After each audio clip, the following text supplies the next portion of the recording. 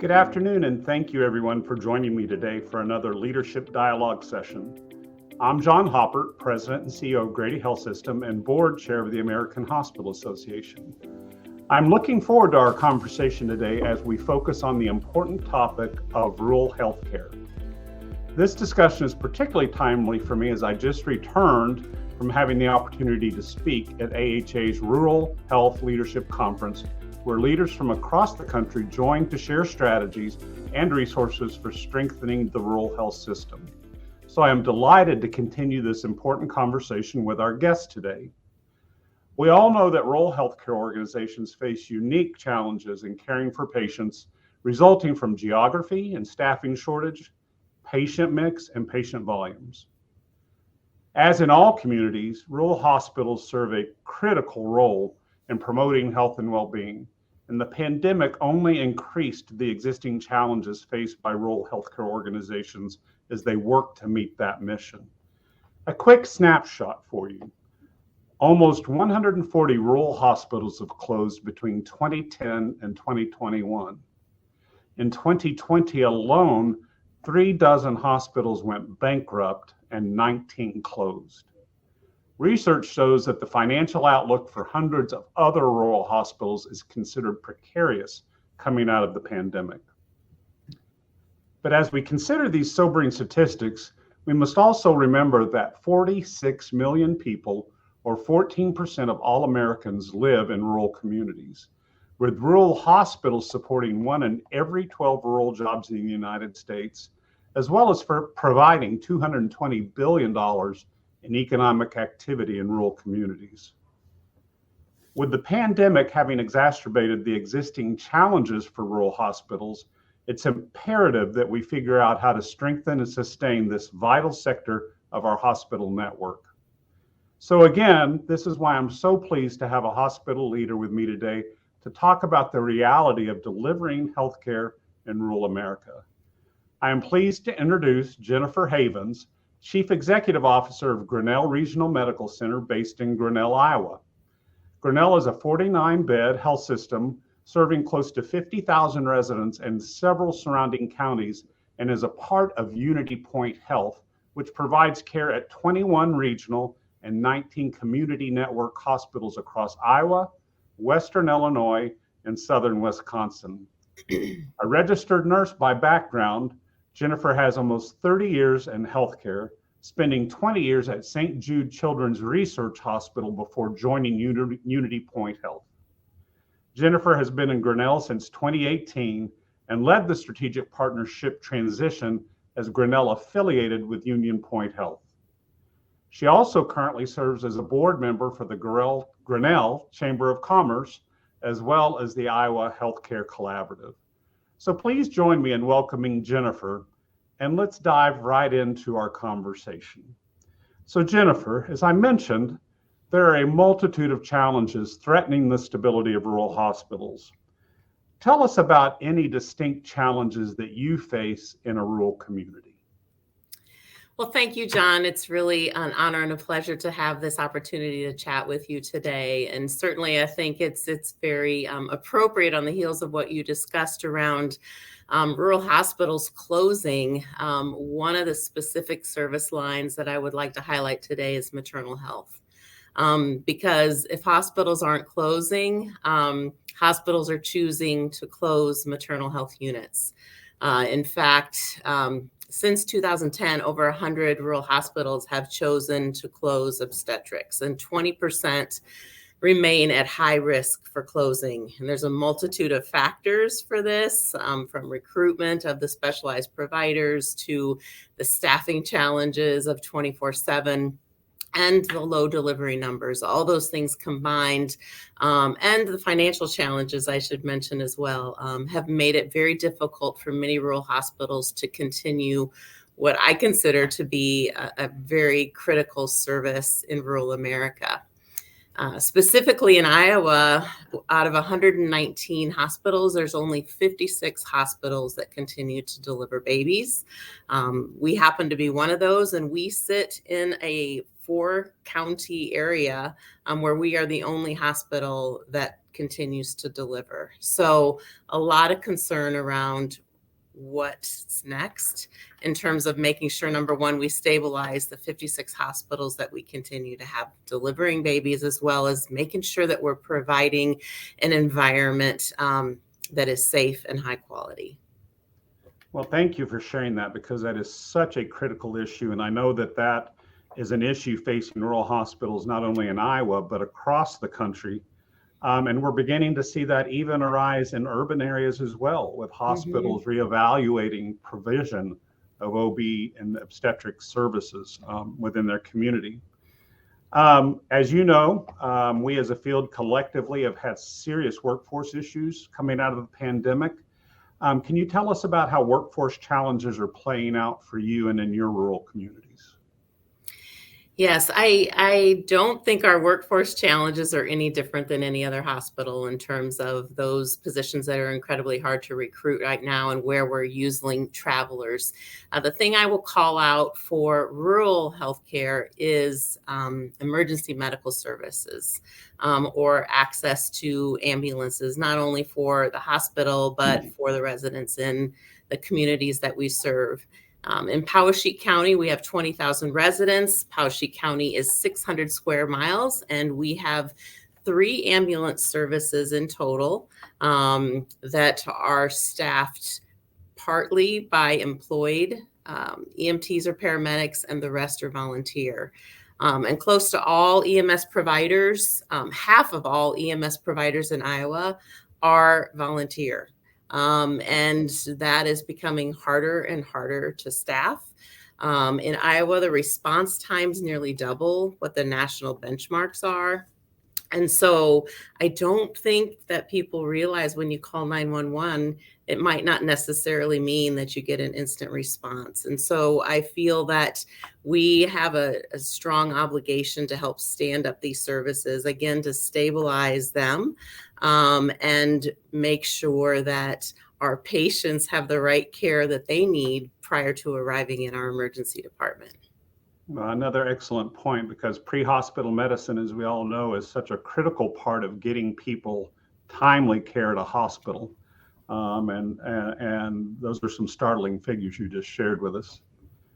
So advocating for financial sustainability of hospitals is a key priority for AHA as well. And that certainly includes our rural hospitals. Can you share with us how mounting post-pandemic financial pressures have meant for you and your organization? Yes, John, I think, again, this is not an area where our pressures are unique. And we are all likely looking to the same levers to pull to make sure that we can turn our situations around, reducing overhead, freezing and reducing indirect overhead positions, decreasing our access to capital, all those things that we need to be doing to be financially responsible. I think one of the things I'd like to highlight is how we have tried to turn lemons into lemonade in Grinnell, and that is through the application for grants. There are so many grants available, yet they can often feel very daunting and overwhelming, especially in a rural hospital where you have a limited number of people who already wear so many different hats. And so how do you take a grant on and put a solid application in to help with some of these mounting pressures? So I am really proud to say that we have worked hard to make lemonade this year, and we have been awarded $2 million in state and federal grants as a result of that work. And we've just switched gears, and we've reallocated prioritization in our organization from maybe what they used to do to now we need you to focus on this to help us through this difficult time. Wow, that is fantastic. $2 million. That's sizable happy. Work. Congratulations. That's great. From an AHA perspective, are there policy changes that you would like to see that could help rural hospitals like yours?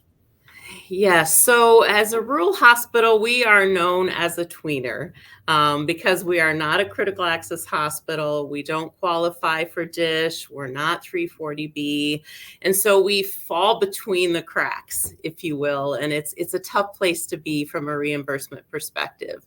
So fortunately, in 2004, CMS recognized this category of hospitals with less than 51 beds in need of some extra help and support. And they created a program called the Rural Community Demonstration Program to test the feasibility of providing cost-based reimbursement for inpatient services. Since 2014, despite the fact that it was a demonstration, they have renewed this program every 5 years up until last year, where we breathe another sigh of relief that this program is going to continue. There are currently 26 hospitals in the United States that are part of this demonstration. And this demonstration is worth $1 million to our bottom line. And I think it is very safe to say we would be in an even much more difficult spot without access to the program. So I think all of us in this program are acknowledging the fact that we've proven feasibility, that it's necessary for something like this to continue. So we would love to see this permanent legislation, or the other thing that would be even better is if they would open the critical access hospital designation up to the 26 of us that participate. That's fantastic. Actually, over the last couple of days when I was at the Rural Health Conference, I actually heard from several institutions just like yours that fall in between those definitions, and they expressed that same concern. So definitely a policy issue that we need to look at. In the introduction, I mentioned that Grinnell affiliated with UnityPoint Health 5 years ago. Can you share with us what it means to be part of a larger system and possibly any benefits of having that affiliation? Yes. This organization was nearing bankruptcy in 2016 and 17, and they made the decision to affiliate at just the right time. And I truly believe had a pandemic hit 2 or 3 years earlier, our organization wouldn't be here today to provide the needs for our communities. So the affiliation gave us access to all kinds of resources, and not just financial stabilization, but to financial and human resources platforms that didn't exist, to Epic, an electronic medical record, to procedures and policies. But I think even more important, it gave an independent community hospital that was trying to do everything on its own access to subject matter experts. So we have departments in rural hospitals of 1 or 2 people that are trying to create their own policy and procedures and research best practice. And there was instantly access to this world of people that understood the language they were speaking, that had policies in place already. And so there's tremendous benefit outside of just those that we experienced during pandemic, but that we experienced before and continue to experience now. Thank you for that.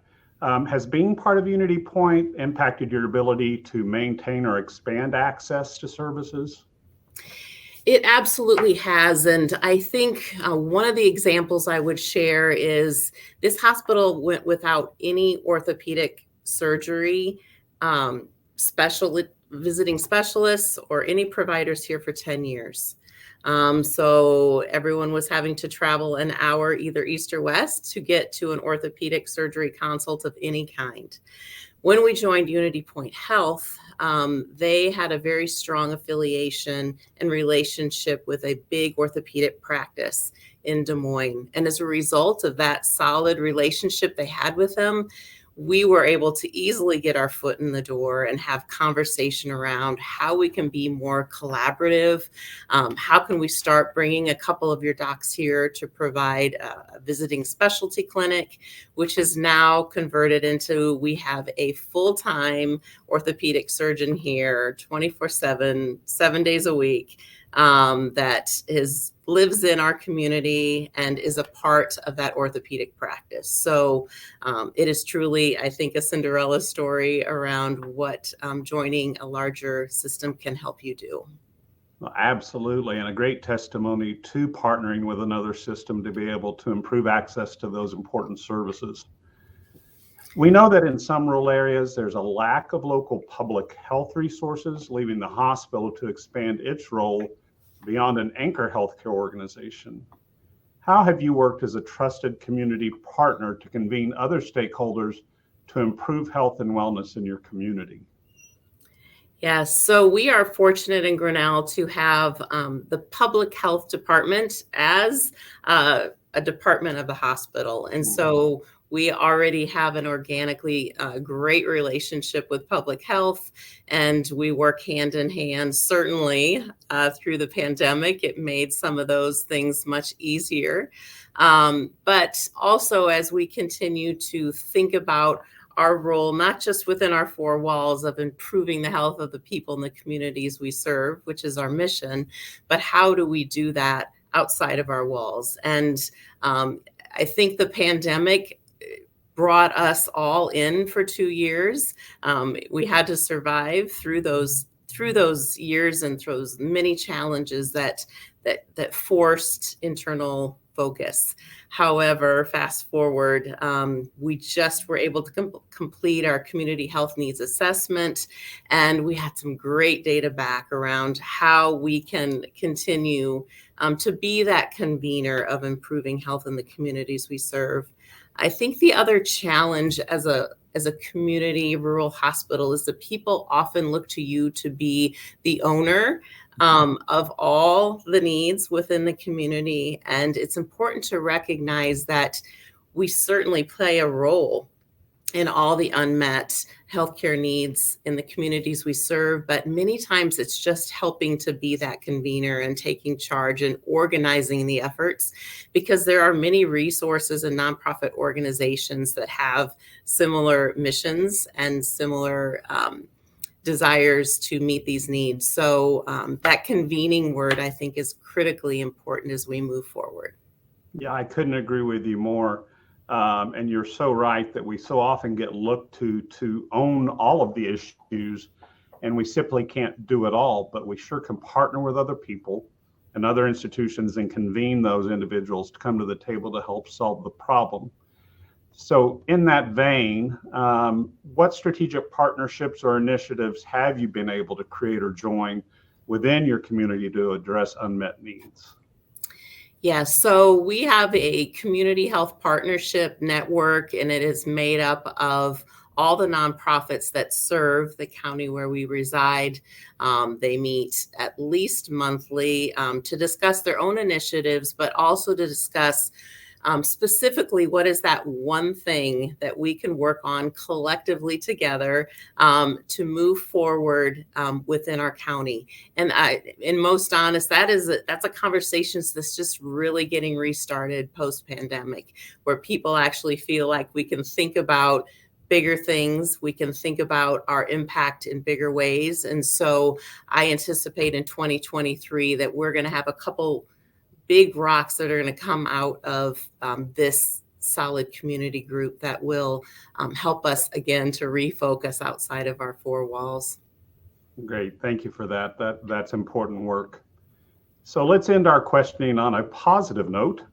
While there's no debating that the pandemic has been hard and has underscored the growing sustainability threats for rural hospitals, we've also seen the amazing compassion of our caregivers and the strength of our field to care. What are you most proud of in terms of how your hospital battled the pandemic and cared for your community? Yes, I think we all have those stories that we can pull up and think about, and I'm grateful that they can be memories now as we reflect on what we've been through. I think many of us during that time we didn't just become that hospital on the corner anymore, but we represented our value to the community through access to emergency care, hospital beds, outpatient COVID treatments, and certainly the vaccines in the beginning. I think the thing that I am most proud of is how we stood up to care for our aging community outside, again, of our four walls. So interestingly enough, Grinnell has the highest percentage of people who have Social Security per capita of any community in Iowa. So we have two very large continuing care retirement communities in town. And we quickly realized in the onset of COVID that the nursing home component particularly were struggling, and they were sending any of their residents with any kind of symptoms straight to our RED. And so we were getting incredibly full and overwhelmed with patients that didn't really need to have an emergency level of care.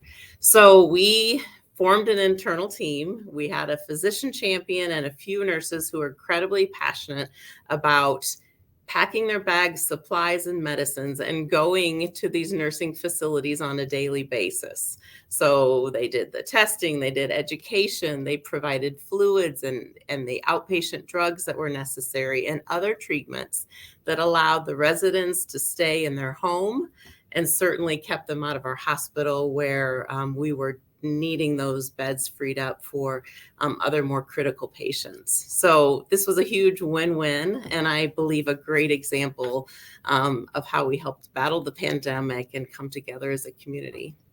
Yeah, great. That is a great example indeed, to be able to take the care where it needed to be provided and not having to do that within the walls of the hospital. Yes. So as you look forward, are there any key strategies or innovations that you feel must become a priority for rural hospitals? Yes. So, rural hospitals, we tend to believe we need to be all things to all people. And I think as our resources become more and more strained, our ability to recruit and retain the providers that we need to be all things to all people, we've got to start to think about how can we do this differently. I do believe telehealth is one of those options, but it's been very slow to adopt in rural America and specifically in Iowa. And I believe we're not going to be able to use telehealth as that only solution to provide access. And even for services in crisis, such as maternal health, how do we think about, I might not be popular by saying this, but working across the barriers of being a competing organization. And if you provide maternal health in 4 counties away, how do we begin to think about what do the moms in our state need, and how do we create those maternal health hubs that are equidistant, where we work across competing lines, and we, instead of worrying about just our volumes and how we do as a specific organization, how do we work collectively as an entire state working to solve the maternal health crisis and break down those barriers that present themselves? Well, that's music to my ears. I oftentimes think of how we can better create networks of care, even among competitors, as long as we're serving the needs of the patient and doing a better job of that. Yes. It'd be great if we could put those competitive powers to rest as we do a better job. So thank you for that. Well, I know we could keep talking, but I want to be mindful of our listeners' schedules. So we'll stop here. Jennifer, thank you again for joining me today. I greatly appreciate you sharing your thoughts and insights on rural health and the unique health challenges that exist in the rural communities. It is important for all of us to remain mindful of how the challenges we all are facing as a hospital field can sometimes have an even greater impact on a small rural organization. So until next time, thank you to everyone for joining us today. I hope you'll be back for next month's Leadership Dialogue.